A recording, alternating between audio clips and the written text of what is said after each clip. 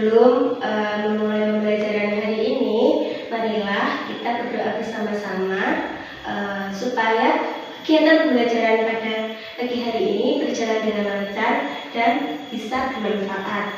Berdoa mulai. Berdoa selesai. Nah, sebelum mulai pembelajaran, Ibu akan mengecek kehadiran kalian. Adakah yang tidak masuk pada pagi hari ini? Tidak, Bu. Oke, baik. Pada pertemuan kali ini, Ibu akan menjelaskan mengenai kelangkaan dan kebutuhan manusia, di mana tujuan pembelajarannya sendiri adalah untuk mengetahui secara detail apa yang dimaksud dengan kelangkaan dan kebutuhan manusia.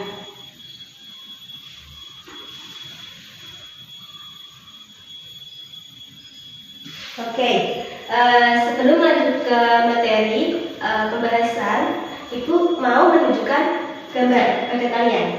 Dari ketiga gambar ini, adakah yang bisa menjelaskan mengenai ketiga gambar ini? Itu pada materi mencari LPG 3 kilo ya, Bu? Iya, yang nomor 1. Antri BBM ya, Bu? Iya, benar. Yang nomor 3. Menaikkan harga pokok seperti Iya, benar sekali. Berikut ada Mbak Eva. Nah, untuk memperjelas, Ibu akan menjelaskan mengenai ketiga gambar ini.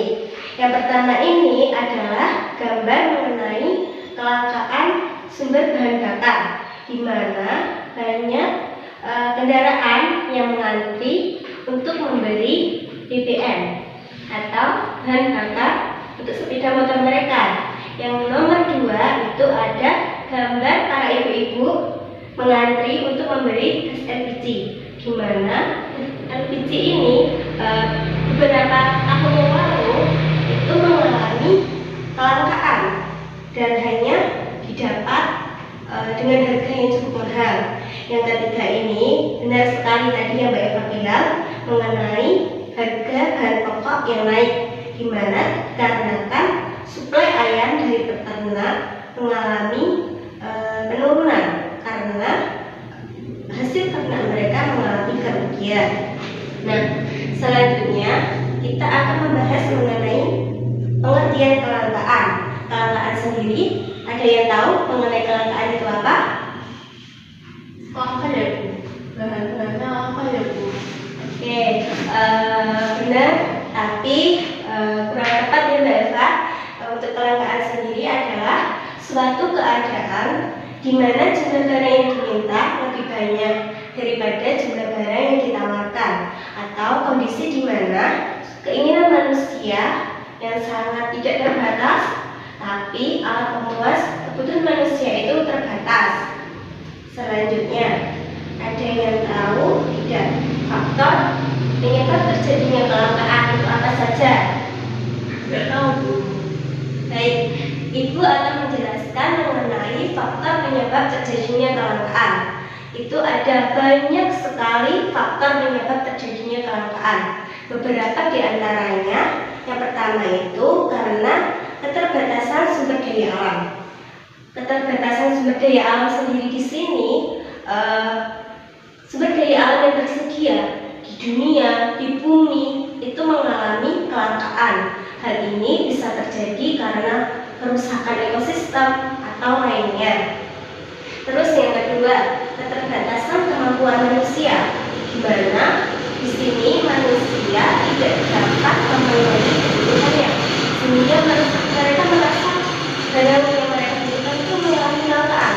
Faktor utama dari keterbatasan kemampuan manusia ini bisa saja karena adanya faktor ekonomi. Mereka tidak mampu untuk membeli karena tidak mempunyai uang. Terus yang ketiga, sifat manusia yang selalu merasa tidak puas, di mana manusia selalu berkeinginan untuk memenuhi kebutuhan lainnya. Mereka sudah punya rumah, tapi mereka ingin rumah yang lebih mewah, kayak gitu. Terus yang keempat, ada pertumbuhan penduduk yang cepat, di mana pertumbuhan penduduk yang cepat di sini tentu saja akan mengurangi sumber daya alam yang tersedia. Jadi faktor nomor 4 ini bisa dikaitkan dengan faktor yang nomor 1. Terus yang kelima ada perkembangan iptek. Yang keenam ada terjadinya bencana alam. Bencana alam juga bisa menyebabkan terjadinya kelangkaan. Misalnya, ada yang tahu nggak? Contohnya kayak apa? Bencana tanah longsor ya Bu? Ya, itu bisa menyebabkan kelangkaan apa Mbak Eva? Apa ya Bu? Kalau terjadi tanah longsor, kelangkaan apa ya? Gak tahu aku. Oke, Ibu contohkan ya, yang gampang-gampang saja, yang sering kita alami lah. Misalnya terjadi banjir, otomatis kita mengalami kelangkaan air bersih, banyak terjadi penyakit kayak begitu Mbak Eva. Terus apa sih upaya untuk mengatasi kelangkaan tersebut supaya tidak terjadi gitu? Nah, untuk mengatasi kelangkaan itu ada banyak sebenarnya caranya. Cuma di sini Ibu akan menjelaskan 5 upaya mengatasi kelangkaan. Yang pertama itu mengeksploitasi sumber daya alam dengan perhitungan gimana kita memanfaatkan sumber daya alam dengan pertimbangan. Artinya ketika memanfaatkan tidak mengeksploitasinya, seperti ketika kita membutuhkan bahan pokok kayak beras kayak gitu. Nah, otomatis kita harus perhitungan. Terus yang nomor 2, memproduksi barang dan jasa dengan bantuan faktor-faktor produksi yang tersedia. Yang ketiga adalah mencari sumber-sumber baru sebagai pengganti. Misalnya tidak ada beras, maka akan beras kita bisa menggantinya dengan jagung, singkong, dan makanan-makanan yang mengandung karbohidrat. Terus yang keempat adalah melakukan penghematan dalam pemanfaatan sumber daya alam. Artinya kita harus menghemat, kita harus melakukan penghematan. Misalnya kita menghemat ketika tidak ada air bersih, otomatis kita harus menghemat pemakaiannya, tidak membuang-buangnya kayak gitu. Terus yang terakhir adalah melakukan proses daur ulang atau mengolahnya kembali. Ada yang bisa mencontohkan melakukan proses daur ulang, misalnya kayak apa? Itu daur ulang apa itu? Ini mengenai daur ulang kelangkaan.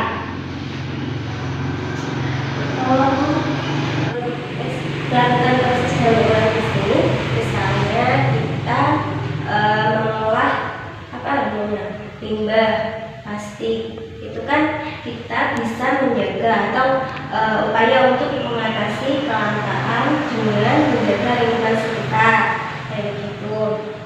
Terus setelah kita mempelajari mengenai kelangkaan, selanjutnya kita akan mempelajari mengenai kebutuhan sama manusia.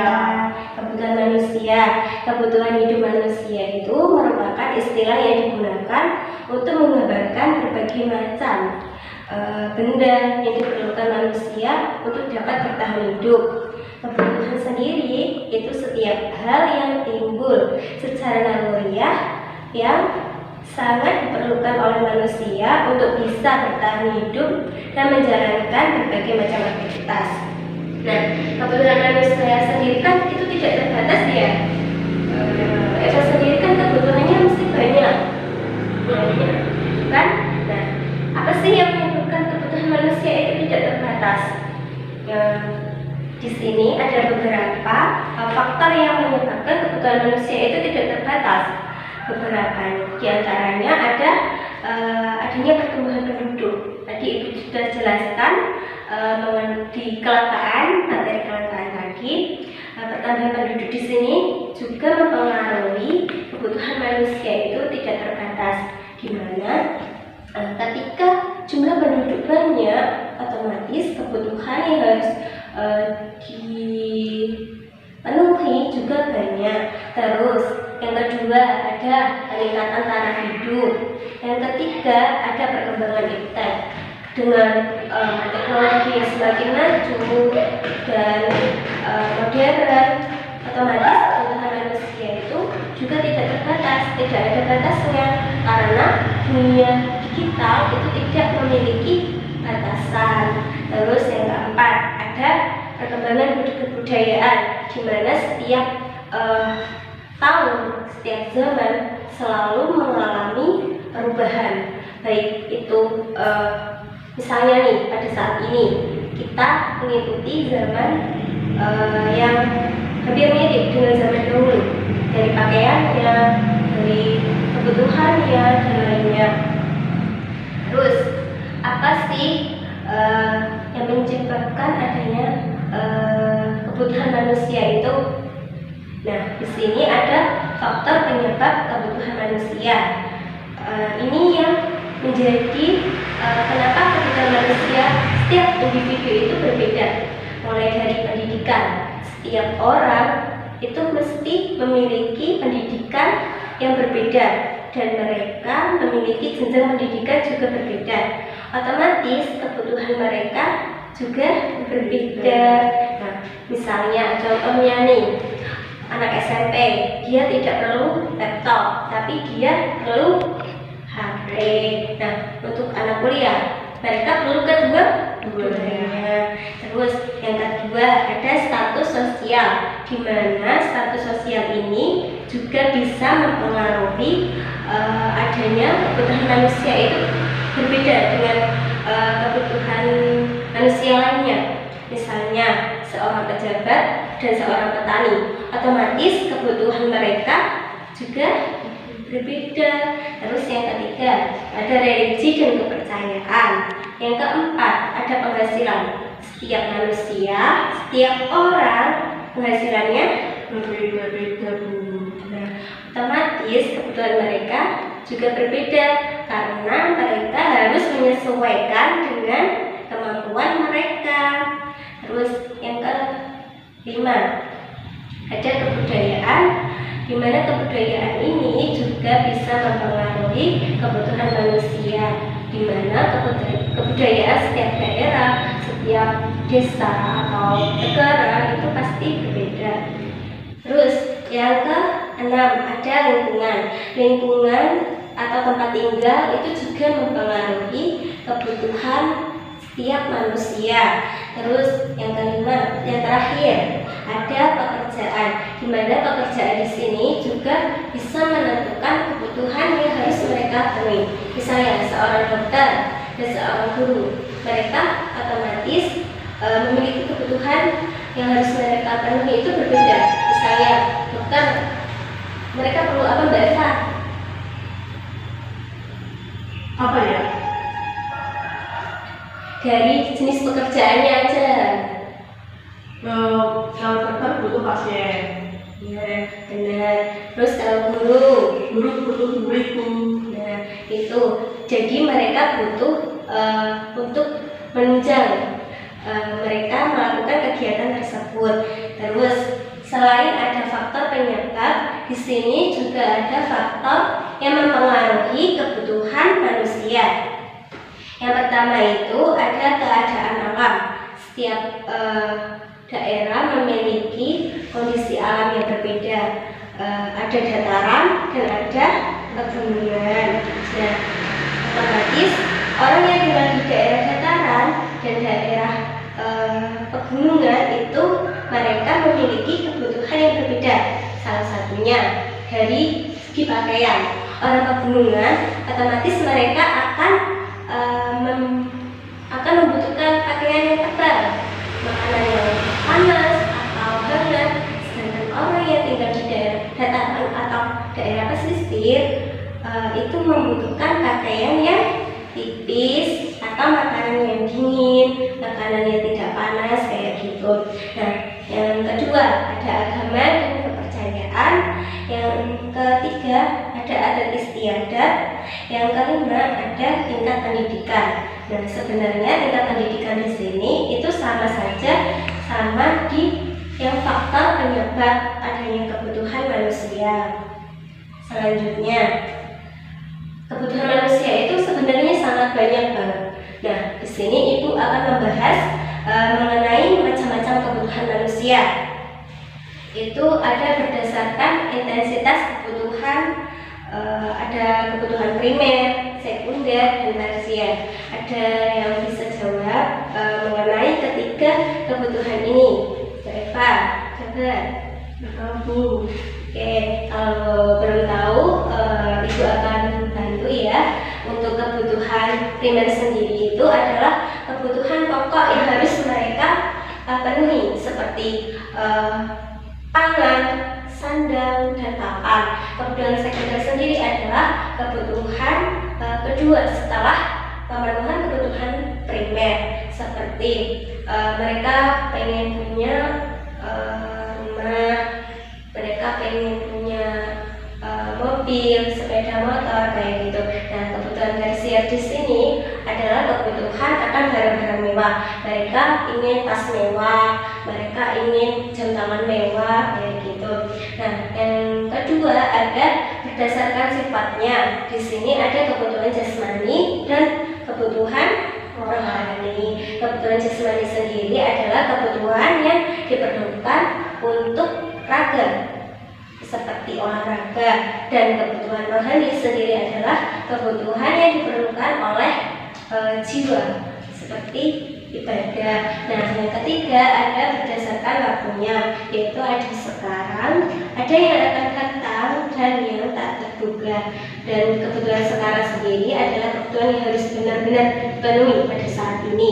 Yang akan datang adalah kita sudah memperhitungkan kebutuhan yang harus kita penuhi yang akan datang, kayak gitu. Misalnya kita ingin beli rumah, ya kita nabung dulu, kayak gitu. Nah, yang terakhir atau yang ketiga itu adalah kebutuhan tak terduga, di mana kebutuhan ini datang secara tiba-tiba. Misalnya anggota keluarga ada yang sakit, nah itu termasuk kebutuhan yang tak terduga. Selanjutnya ada berdasarkan subjek yang membutuhkan. Di sini ada individu dan kelompok. Nah, individu sendiri adalah kebutuhan yang digunakan untuk dirinya sendiri.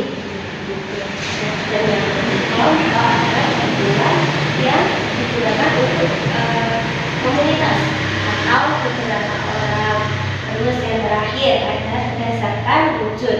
Itu ada yang nyata, ada yang tidak. Untuk yang nyata itu adalah kebutuhan yang bisa dijadikan jaminan dalam jangka yang panjang.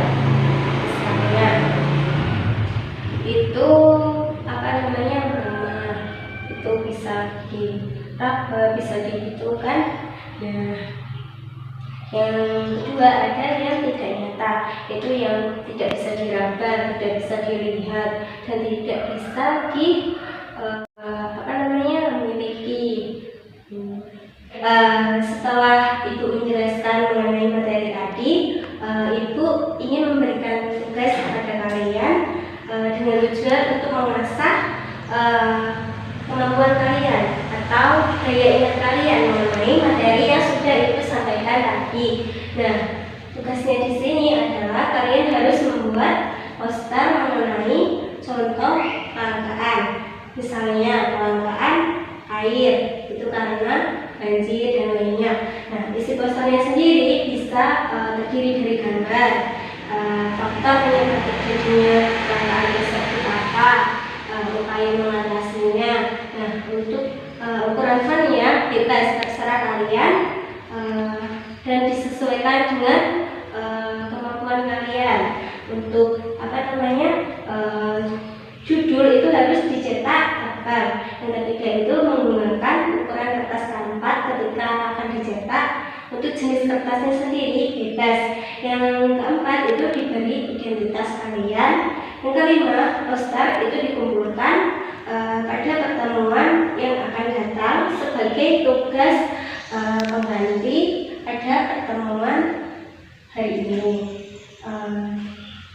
Sebelum Ibu atau akhir pembelajaran pada pagi hari ini, Ibu akan menyampaikan kesimpulan mengenai pembelajaran hari ini. Kelangkaan dengan kebutuhan manusia sendiri itu tidak dapat disebabkan. Mereka kedua, kelangkaan kebutuhan manusia ini mempunyai keterkaitan atau kesinambungan atau saling mempengaruhi satu sama lain. Ada yang mau menambahkan? Mungkin Mbak Eva. Enggak pula. Oke, sebelum itu akhiri, ada yang ingin ditanyakan? Saya Bu, Ya. saya mau bertanya mengenai kelangkaan Bu. Ya. Nah, di sini bagaimana cara mengatasi kelangkaan BBM sendiri Bu? Terima kasih. Oke, baik. Terima kasih Mbak Eva. Ibu akan menjawab sepengetahuan Ibu ya. Untuk mengatasi kelangkaan BBM sendiri itu, kita bisa mengganti atau memakai bahan bakar pengganti lainnya atau alternatif lainnya. Misalnya kita bisa pakai solar atau gitu. Dan demikian materi yang Ibu sampaikan. Kurang lebihnya Ibu mohon maaf, dan sebelum Ibu akhiri pembelajaran hari ini, marilah kita berdoa sesuai dengan keyakinan masing-masing. Berdoa mulai. Doa selesai. Terima kasih. Tetap semangat. Sampai jumpa pada pertemuan selanjutnya. Jangan lupa dengan tugasnya dikumpulkan tepat waktu. Assalamualaikum warahmatullahi wabarakatuh.